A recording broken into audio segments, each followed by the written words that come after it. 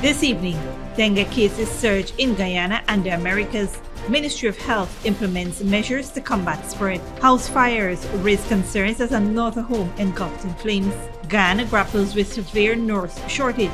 President Ali turns to Cuba for emergency assistance. In the region, Haitian gang leader warns potential foreign force against any abuses. And internationally, UN says North Korea expanding military programs while people suffer.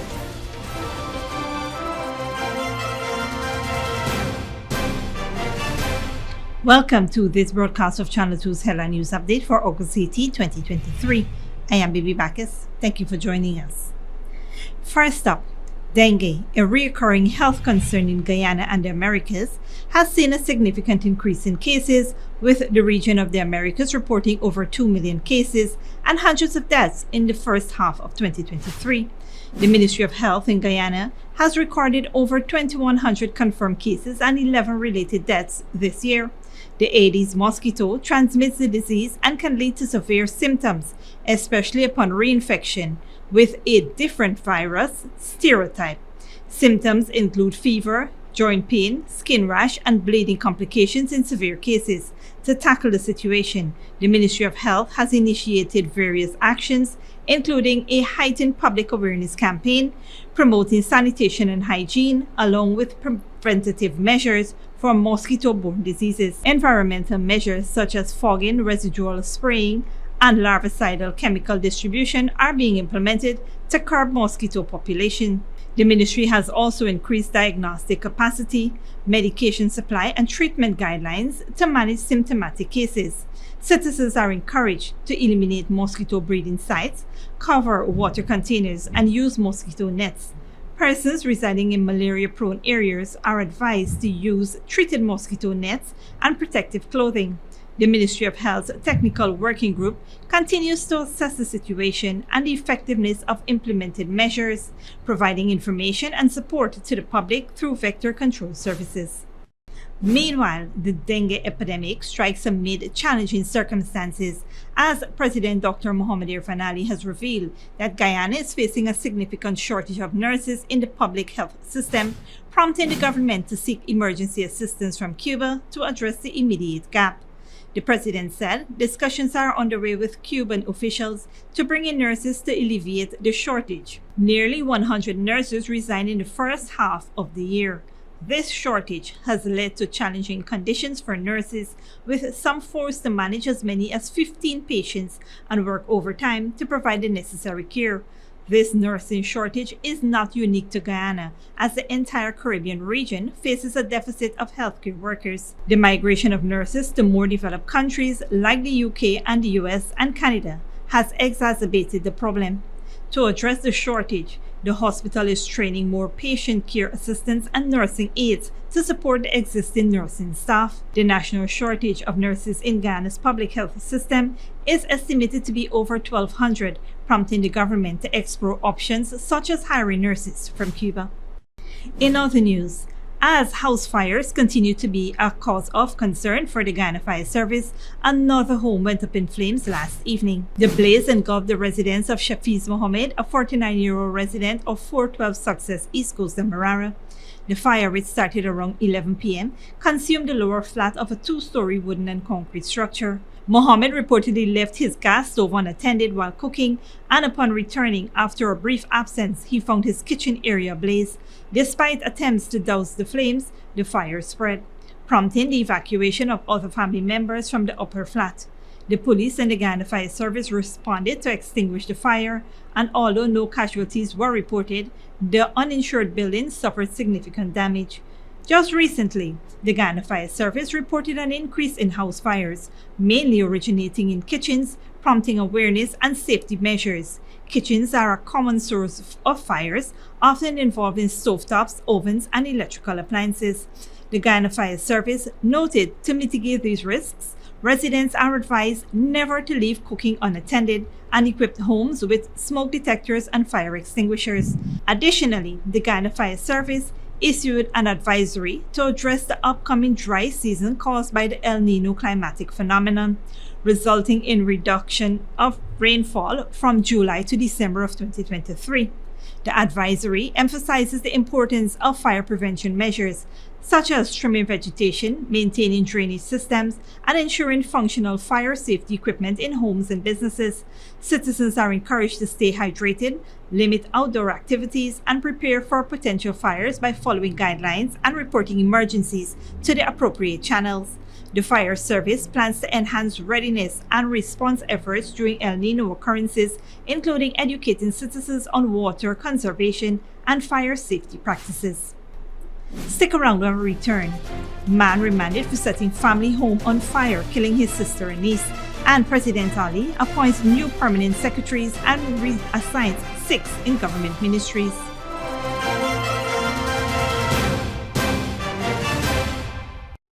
When you need money and you gotta get it fast, Creative Jewelry and Pawn Shop is the place for that confidential transaction in a quiet and secure location. You'll get the highest value per pennyweight for your gold and also enjoy the lowest interest rates and longest payback period too.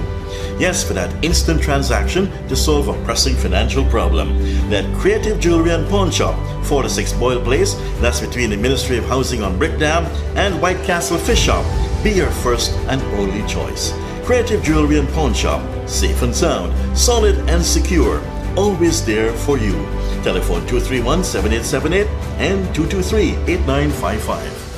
Smart Minds Educational Institute, offering preschool, nursery, and primary levels. Finally, a school that is every parent's dream. Located at 69 Crow Street, offering academic excellence, trained qualified teachers, small class sizes, personalized gear, and one-to-one attention for your little ones. At Smart Minds, register for full-time or evening classes, daily practice pass exam papers for proficiency at the grade 2, 4, and 6 assessment, and CXE exam preparedness. Or join our Becca Phonics reading and writing program. So if your child is for preschool, nursery, or primary level, come to Smart Mind, located at 69 Street, or call 231-4885 or 600-9229 to enroll now.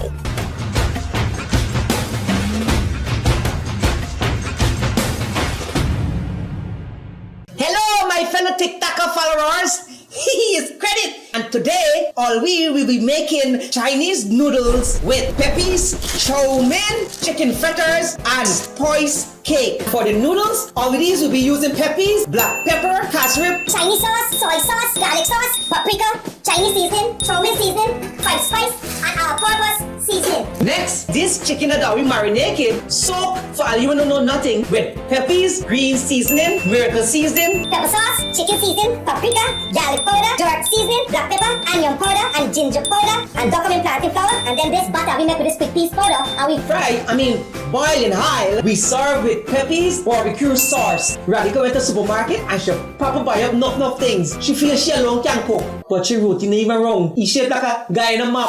Peppies has a wide range of ingredients available at supermarkets nationwide. Peppies, we put the pep back into your kitchen. Good girl forget things. What's the problem, Granny? I want money for borrow for those surgery. I was dancing and I fall and fracture my hip. If you need some quick money, you should check Lender's Jewelry and Pawn Shop. Lender's Jewelry and Pawn Shop, Lot 238 South Road Border, Georgetown. Get jewelry made to order in just 72 hours. We also accept vehicles. Lender's, best rates, longest payback period. Boys, I get through. Plus, I could dance again. Lender's Jewelry and Pawn Shop. Welcome back.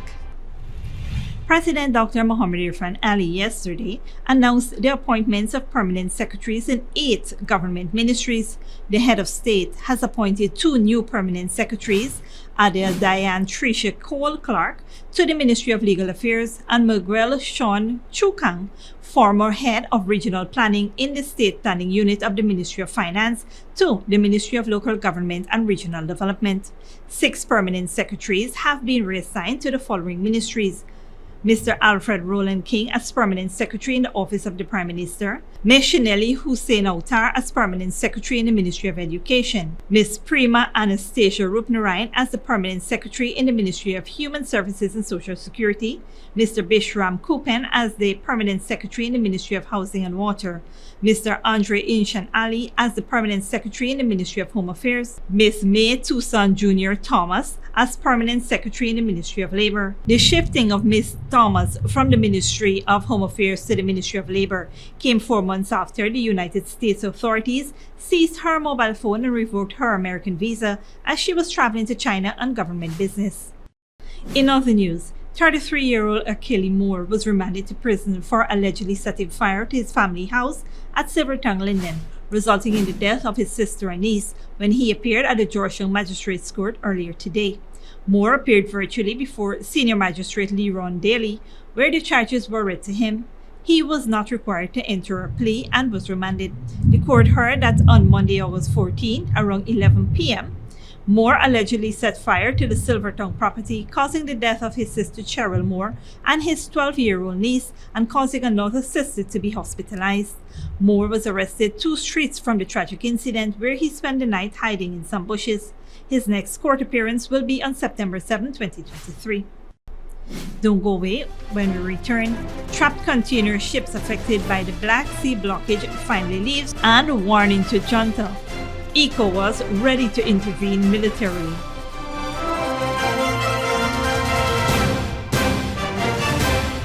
Good girl forget things. What's the problem, Granny? I want money for borrow for those surgery. I was dancing and I fall and fracture my hip. If you need some quick money, you should check Lender's Jewelry and Pawn Shop. Lender's Jewelry and Pawn Shop, lot 238 South Road Border, Georgetown. Get jewelry made to order in just 72 hours. We also accept vehicles. Lender's, best rates, longest payback period. Boys, I get through. Plus, I could dance again.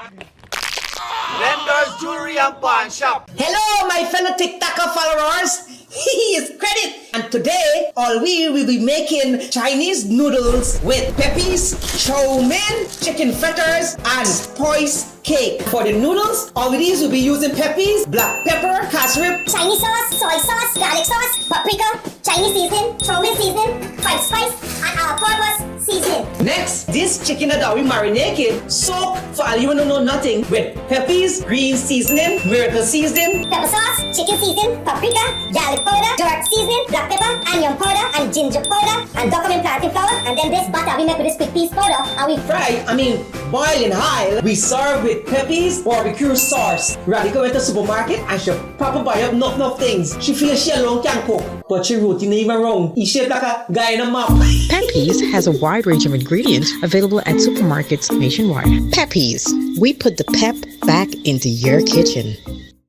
Smart Minds Educational Institute, offering preschool, nursery, and primary levels. Finally, a school that is every parent's dream. Located at 69 Crow Street, offering academic excellence, trained qualified teachers, small class sizes, personalized care, and one-to-one attention for your little ones. At Smart Minds, register for full-time or evening classes, daily practice pass exam papers for proficiency at the grade 2, 4, and 6 assessment, and CXE exam preparedness, or join our Becca Phonics reading and writing program. So if your child is for preschool, nursery, or primary level, come to Smart Mind, located at 69 Street, or call 231-4885 or 600-9229 to enroll now.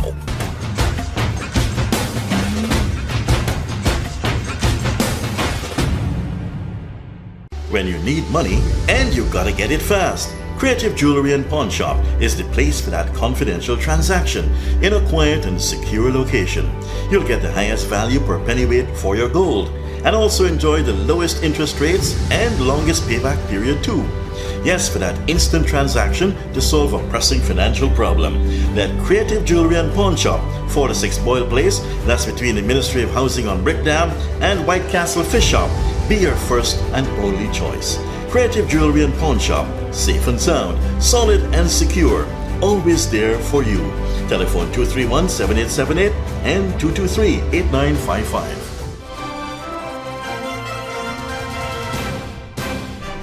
Welcome back. Now let's take a look at what's happening in the region and around the world. A powerful Haitian gang leader has warned any potential foreign force sent to Haiti against committing human rights abuses in the Caribbean nation, promising to fight against them until her last breath. Jimmy Barbecue Chaser, leader of the G9 Family and Allies Gang Alliance, issued a warning as escalating violence in the Haitian capital Port-au-Prince renewed calls this week for the deployment of an international mission to restore order in the country. Chaser said on Wednesday that the Haitians would rise up if any international force repeated the actions of previous United Nations peacekeepers, including committing sexual abuses and being linked to deadly cholera outbreak. In October, Haiti's de facto leader, Prime Minister Ariel Henry, called on the international community to help set up a specialized armed force to quell a surge in gang violence that has disrupted daily lives for millions of Haitians. The request enjoyed the backing of the United States and the UN, but a deployment has been stalled for months because no country has agreed to lead such a mission to Haiti. Internationally, Defense Chief from the West African bloc ECOWAS says constitutional order will be restored in Niger by all means available.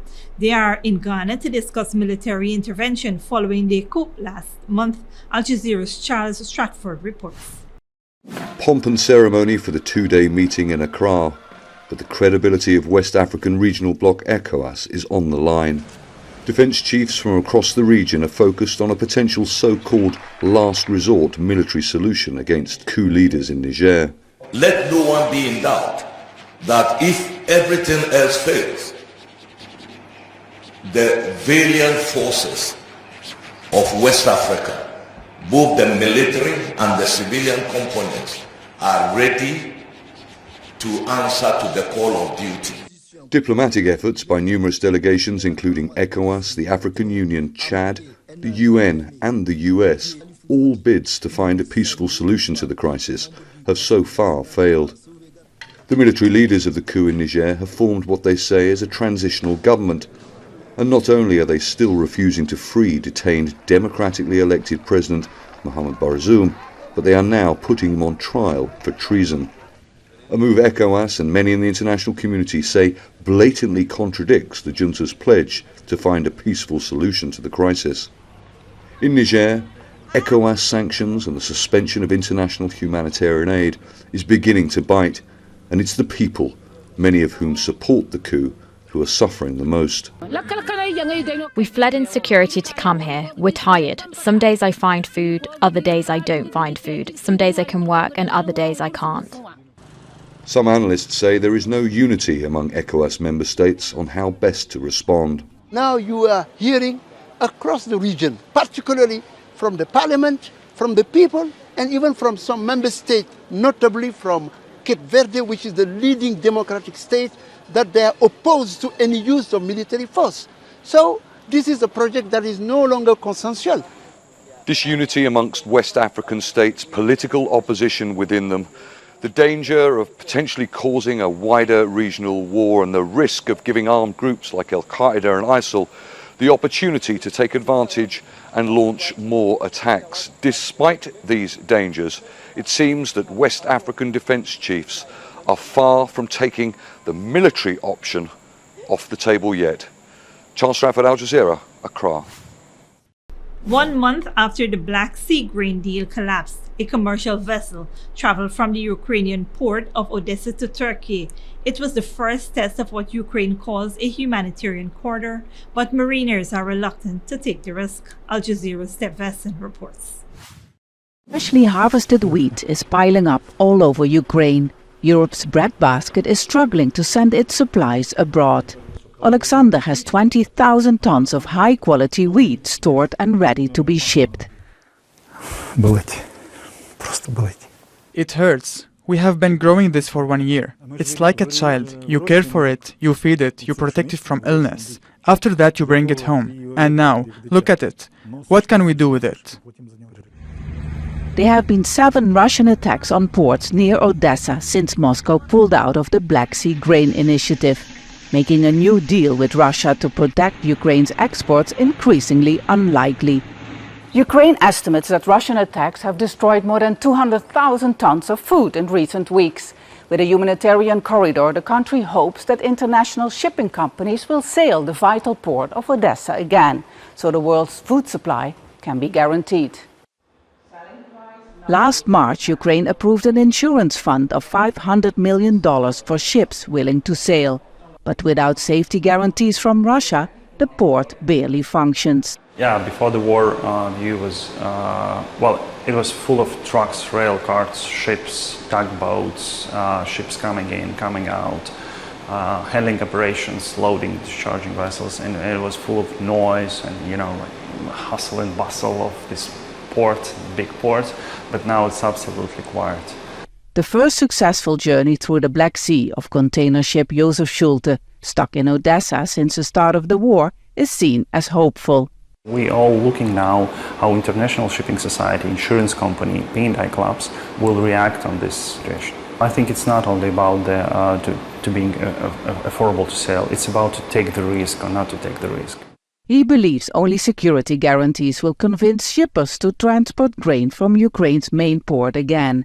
This is important because the ports on the river Danube they are using now are too small to export Ukraine's massive grain supply.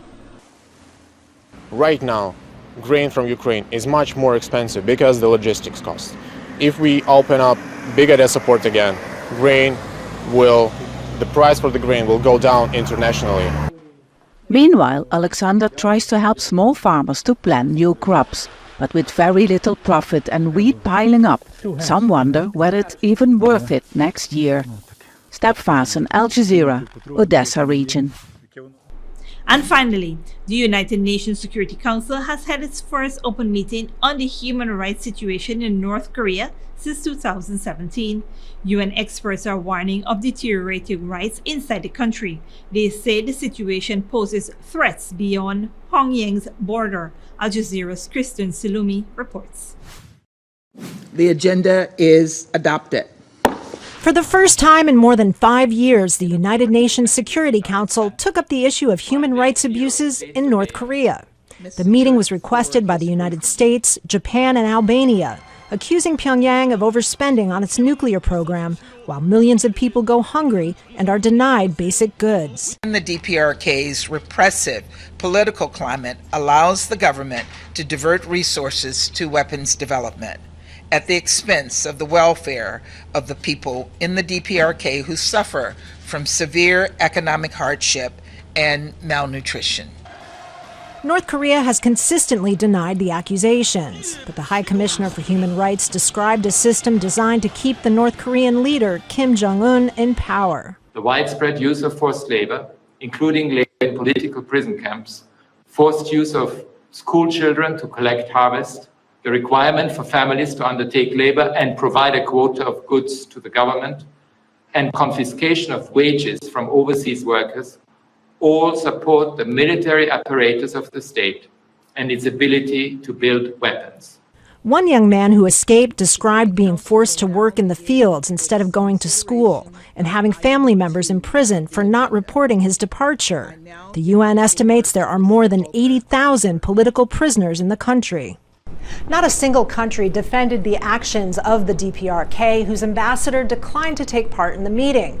But there was debate about whether or not the Security Council, whose mandate is international peace and security, was the appropriate place to talk about human rights.